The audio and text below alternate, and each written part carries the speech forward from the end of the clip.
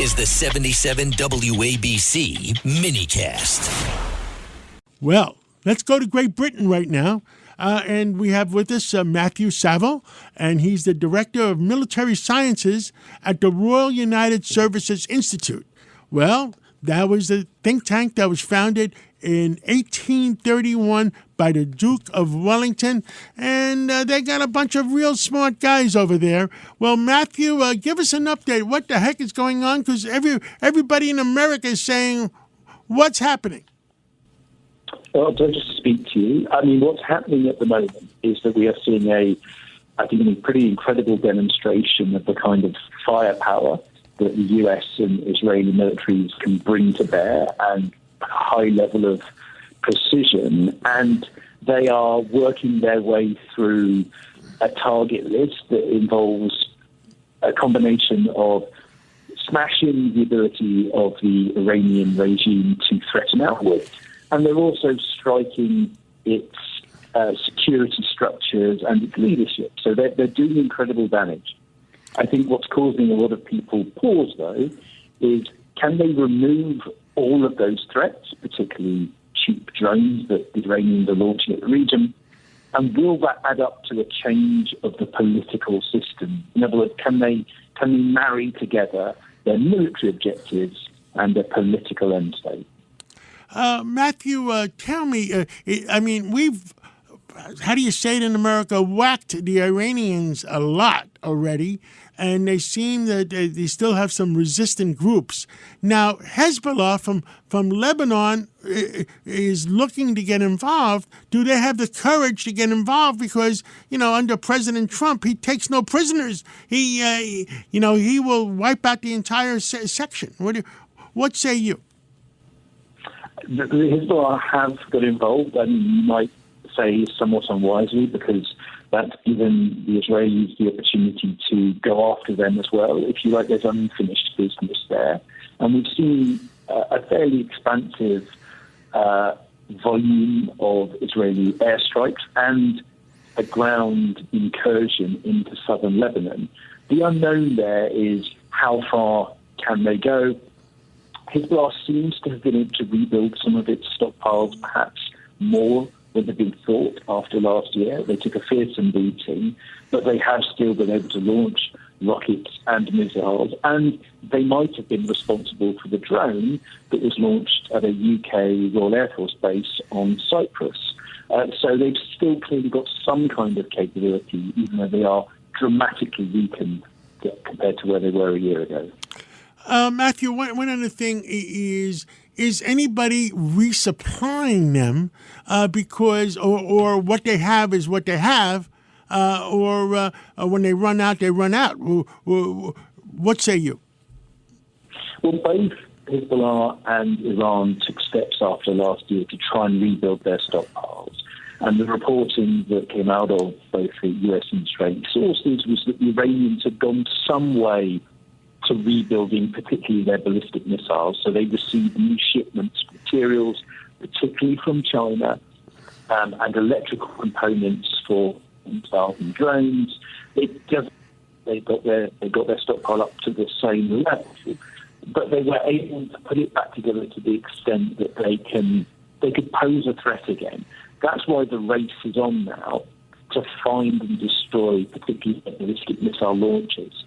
Because even if they've got hundreds, if not maybe more than 1,000 missiles still stored in these underground bases that they have, missile cities, if they haven't got a launcher from which to fire it, then the missile is no good. The bigger challenge at the moment, though, is finding all of the launchers that they use for these drones, Shahed 136s in many cases, because you can put those really on the back of the truck. They're small, they're more mobile, and hunting those down is providing a bit of a challenge, although Israeli and US air power has pretty much superiority in terms of their ability to fly over Iran now. Now, the big problem right now is the Strait of Hormuz. They're holding a lot of cargo ships hostage. And I spoke to a Greek shipping tycoon yesterday, and he says he's got 6 boats out there right now. And even though he's being guaranteed insurance, he doesn't want to move them because of the fact is that he worries about the 30 men he has on each ship, and he worries about his people. Yes, closing the strait or threatening the strait is really a question of confidence. How confident are people that they can get through without being attacked? The U.S. Navy was the Iranian Navy was identified as a target early on for the U.S. in particular, almost certainly because of their ability to threaten shipping, and sounds like they've sunk most of their larger ships. But the problem has always been a combination of cruise missiles along the shoreline and also these fast attack craft, smaller boats and ships that can harass and harry shipping, explosive boats and mines. And so the Iranians can give the impression that they've still got hundreds, if not thousands, of these smaller boats and mines.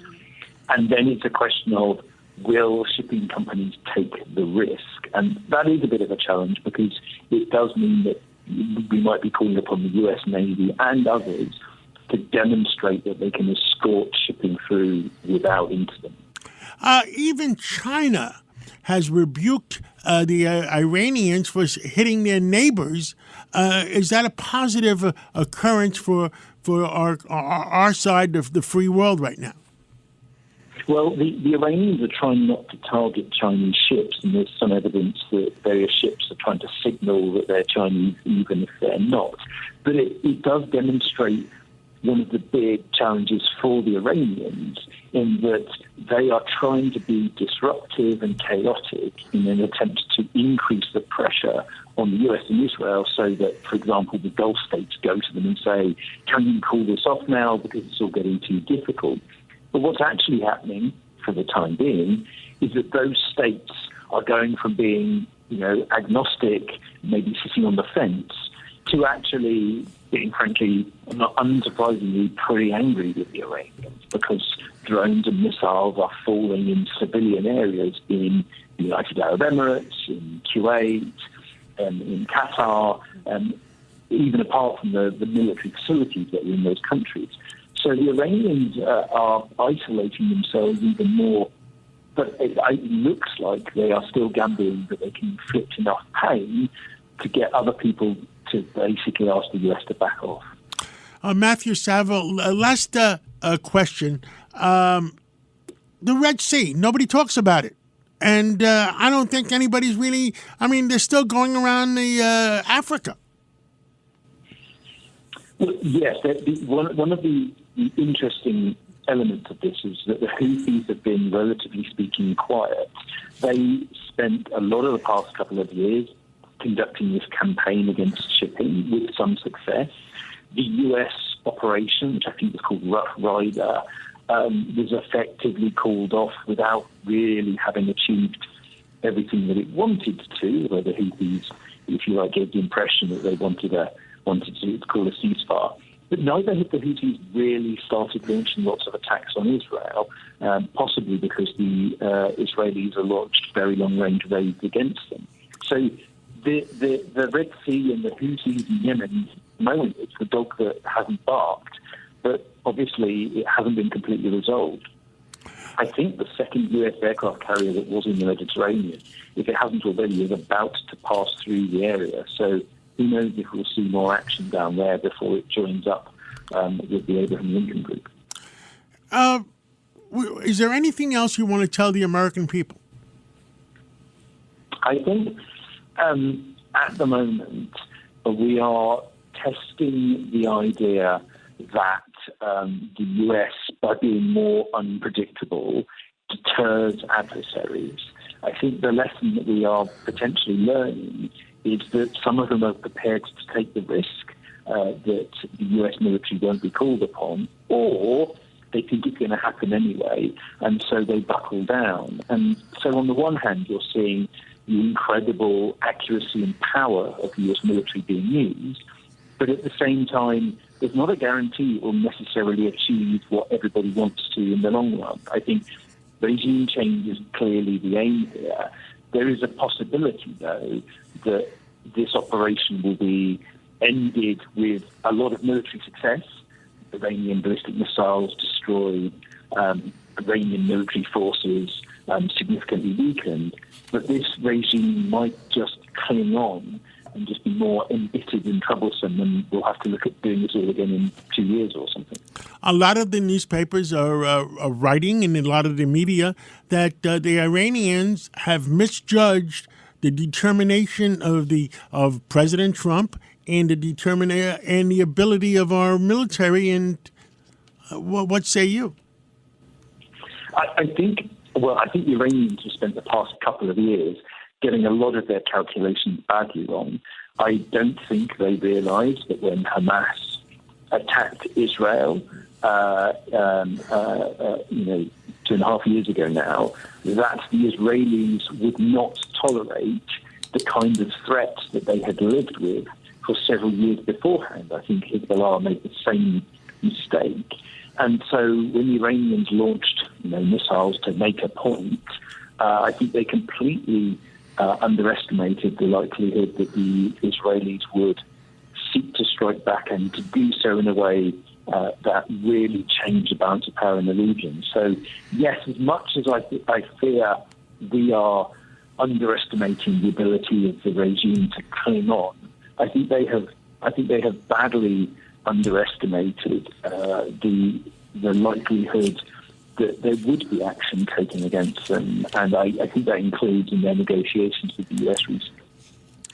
Matthew Savill, Director of Military Science at the Royal United Services Institute, thank you so much for coming on this Sunday morning, and God bless you, and God bless America, God bless Europe, and God bless the UK.